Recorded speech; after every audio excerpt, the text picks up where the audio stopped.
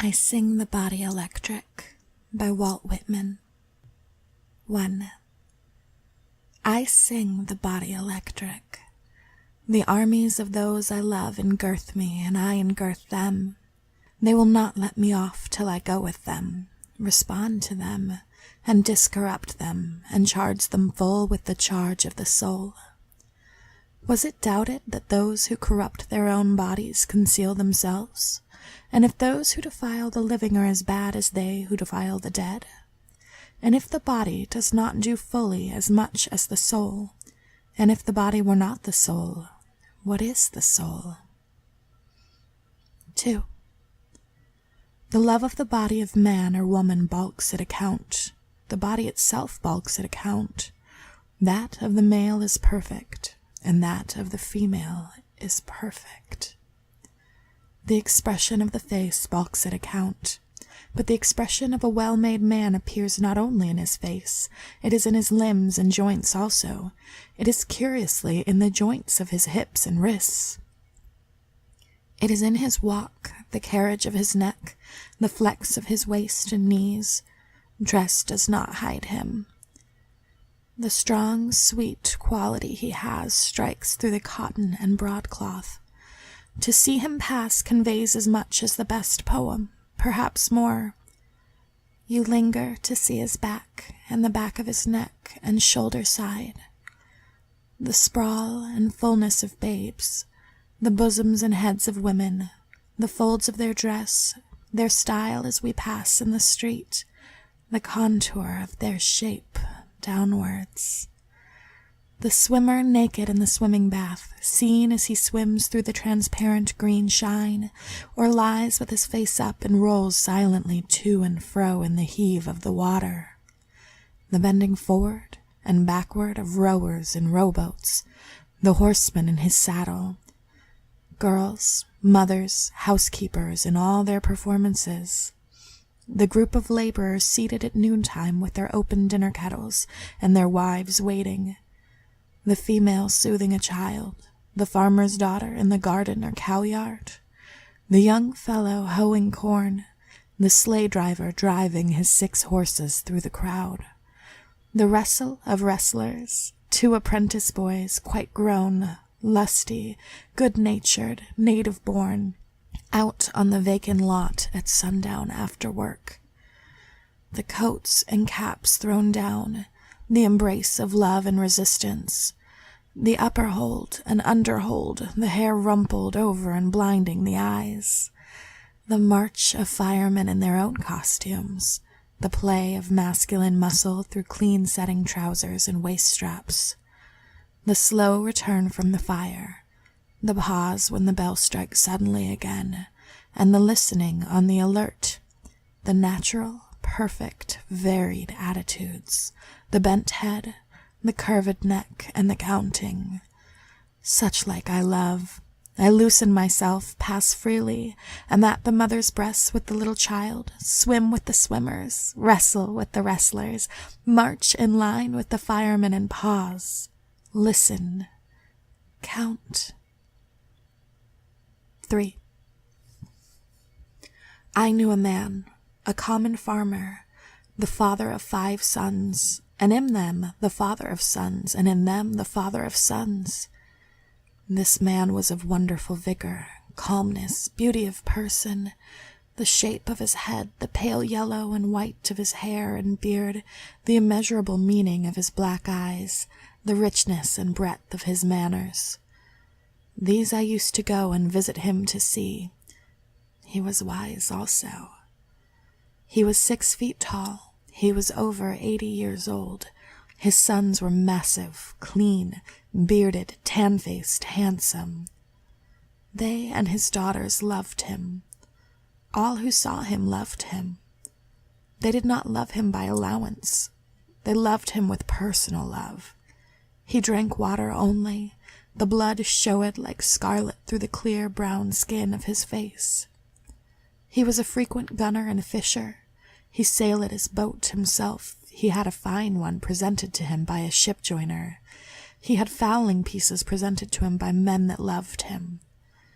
When he went with his 5 sons and many grandsons to hunt or fish, you would pick him out as the most beautiful and vigorous of the gang. You would wish long and long to be with him. You would wish to sit by him in the boat that you and he might touch each other. 4. I have perceived that to be with those I like is enough. To stop in company with the rest at evening is enough. To be surrounded by beautiful, curious, breathing, laughing flesh is enough. To pass among them, or touch anyone, or rest my arm ever so slightly round his or her neck for a moment. What is this, then? I do not ask any more delight. I swim in it as in a sea. There is something in staying close to men and women and looking on them, and in the contact and odor of them, that pleases the soul well. All things please the soul, but these please the soul well. 5. This is the female form. A divine nimbus exhales from it from head to foot. It attracts with fierce, undeniable attraction. I am drawn by its breath as if I were no more than a helpless vapor. All falls aside but myself and it.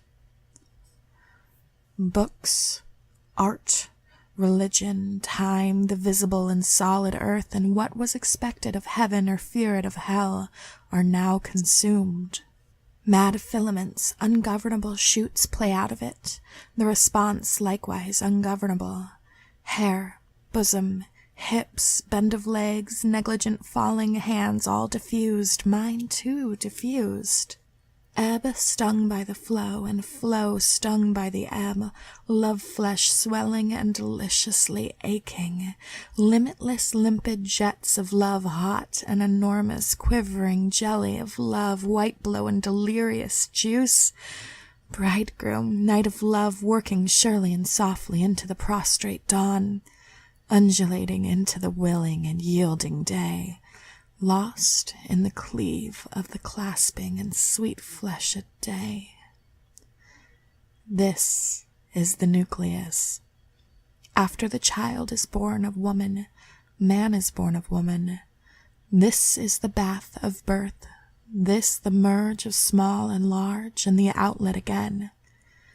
Be not ashamed, women. Your privilege encloses the rest, and is the exit of the rest. You are the gates of the body, and you are the gates of the soul. The female contains all qualities and tempers them. She is in her place and moves with perfect balance. She is all things duly veiled. She is both passive and active. She is to conceive daughters as well as sons, sons as well as daughters. As I see my soul reflected in nature, as I see through a mist one with inexpressible completeness, sanity, beauty, see the bent head and arms folded over the breast, the female I see. 6. The male is not less the soul nor more. He too is in his place. He too is all qualities. He is action and power. The flesh of the known universe is in him. Scorn becomes him well, and appetite and defiance become him well. The wildest, largest passions, bliss that is utmost, sorrow that is utmost, become him well. Pride is for him.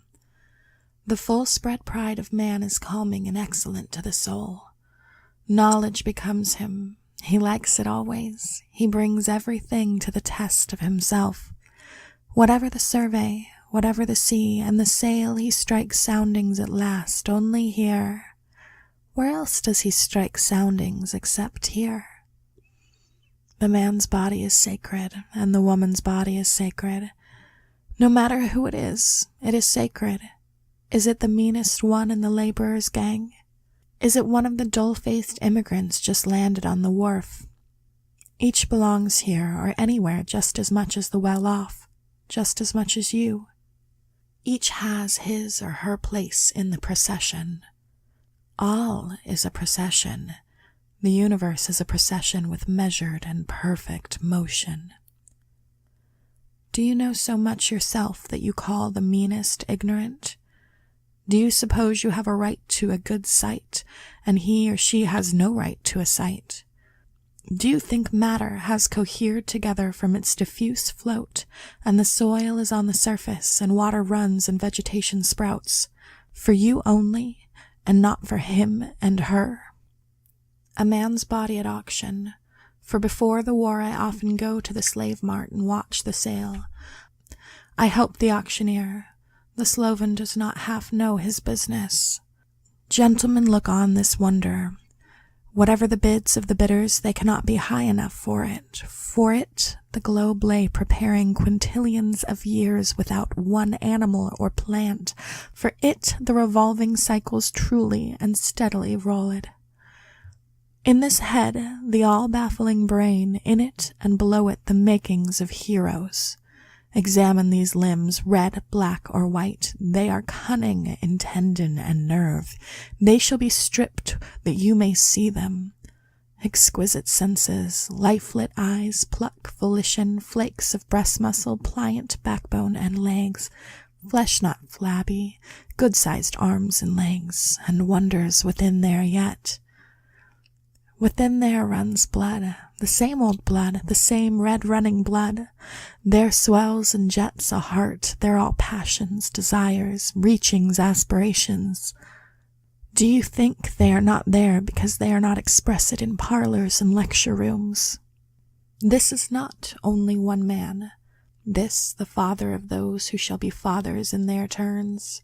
In him the start of populous states and rich republics. Of him countless immortal lives with countless embodiments and enjoyments. How do you know who shall come from the offspring of his offspring through the centuries?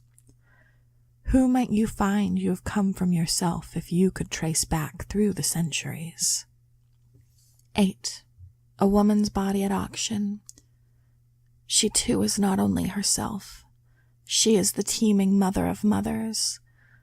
She is the bearer of them that shall grow and be mates to the mothers. Have you ever loved the body of a woman? Have you ever loved the body of a man? Do you not see that these are exactly the same to all in all nations and times all over the earth? If anything is sacred, the human body is sacred. And the glory and sweat of a man is the token of manhood untainted, and in man or woman a clean, strong, firm, fibered body is more beautiful than the most beautiful face. Have you seen the fool that corrupted his own live body, or the fool that corrupted her own live body? For they do not conceal themselves and cannot conceal themselves. 9. Oh, my body!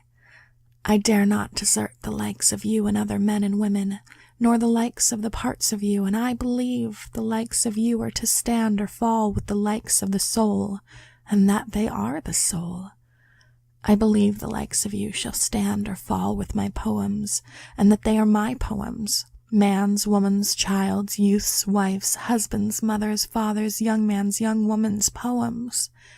Head, neck, hair, ears, drop and tympan of the ears, eyes, eye fringes, iris of the eye, eyebrows, and the waking or sleeping of the lids. Mouth, tongue, lips, teeth, roof of the mouth, jaws and the jaw hinges, nose, nostrils of the nose, and the partition. Cheeks, temples, forehead, chin, throat, back of the neck, neck slew.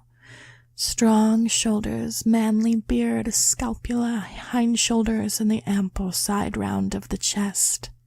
Upper arm, armpit, elbow socket, lower arm, arm sinew, arm bones, wrist and wrist joints, hand, palm, knuckles, thumb, forefinger, finger joints, fingernails.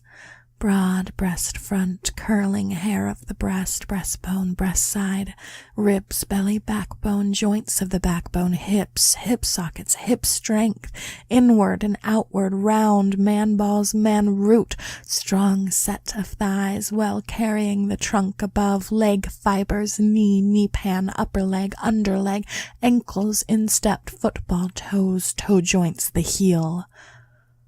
All attitudes.